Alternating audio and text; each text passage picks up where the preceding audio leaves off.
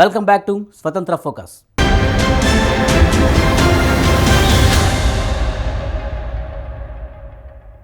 ప్రస్తుత ఎన్నికల్లో యువ ఓటర్లు కీలకంగా మారారు.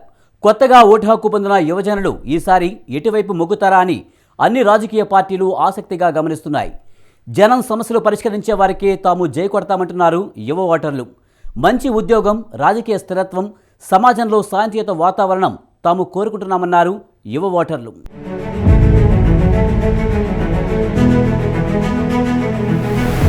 ప్రజాస్వామ్యంలో ఎన్నికలే కీలకం. ఓటర్ల తీర్పు వెల్లడి కావడానికి ఎన్నికలే సరైన వేదికలు. ఎన్నికల్లో గెలిచిన పార్టీలే కేంద్రం, రాష్ట్రాల్లో అధికారానికి వస్తాయి, చట్టాలను చేస్తాయి. ప్రస్తుతం జరుగుతున్న లోక్సభ ఎన్నికలు కీలకంగా మారాయి. భారత్ భవిష్యత్తును ఈ ఎన్నికలు నిర్దేశించబోతున్నాయి. ప్రపంచంలోనే భారత్ అత్యధిక జనాభా గల దేశంగా అందరికీ తెలిసిందే. అంతేకాదు, అత్యధిక యువ జనాభా కలిగిన దేశం కూడా భారతదేశమే.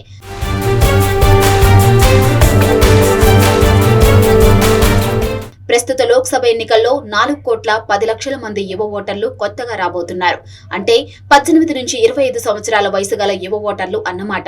ఈ యువ ఓటర్లను ఆకట్టుకోవడానికి ప్రస్తుతం అన్ని రాజకీయ పార్టీలు ప్రయత్నిస్తున్నాయి. యువ ఓటర్లలో 90% మంది విద్యావంతులు, అనేక రాజకీయ, సామాజిక అంశాలపై అవగాహన ఉన్నవారు. అంతేకాదు, సోషల్ మీడియాలో కూడా యాక్టివ్ గా ఉంటారు ఈ యువ ఓటర్లు.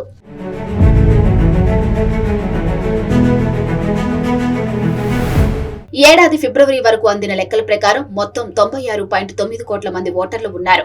వీరిలో 21.5 కోట్ల మంది వ్యక్తులు కేవలం 29 ఏళ్లలోపు వారు మాత్రమే ఉన్నారు. భారతదేశ ఎన్నికల్లో యంగ్ ఓటర్లే పునాదిగా నిలవనున్నారు.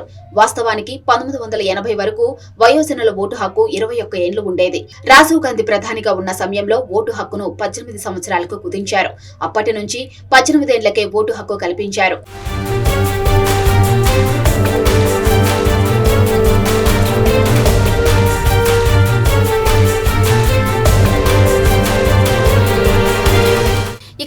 ప్రతి ఓటు విలువైనదే. ఎన్నికల ప్రాముఖ్యత నాకు తెలుసు.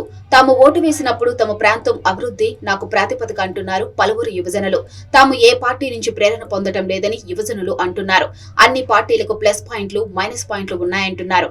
మంచి ఉద్యోగం, రాజకీయ స్థిరత్వం, సమాజంలో శాంతియుత వాతావరణం తాము కోరుకుంటున్నామన్నారు యువ ఓటర్లు.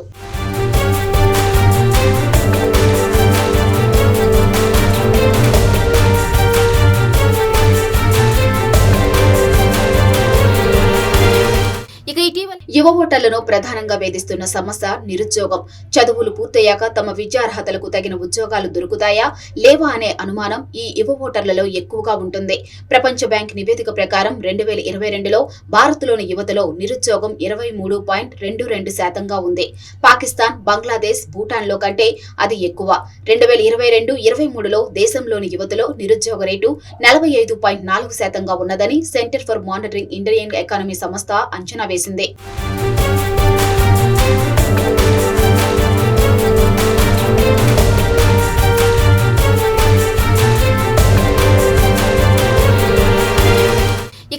ప్రజాస్వామ్య పరిరక్షణలో ఓటు వజ్రాయుధం లాంటిది. దేశాభివృద్ధి కోసం నిస్వార్థంగా పనిచేసేవారిని ఎన్నుకోవడానికి ఓటు ఒక చక్కటి మార్గంగా పనిచేస్తుంది.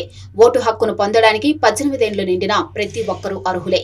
అర్హులైన వారు ఓటు హక్కు పొందడానికి ఎన్నికల సంఘం ఆధ్వర్యంలో గ్రామ స్థాయి నుంచి ఇప్పటికే అవగాహన కార్యక్రమాలు చేపట్టాయి. ఓటర్ల జాబితాలో పేరు నమోదు చేసుకోవడానికి యువ ఓటర్లు చొరవ చూపాలి.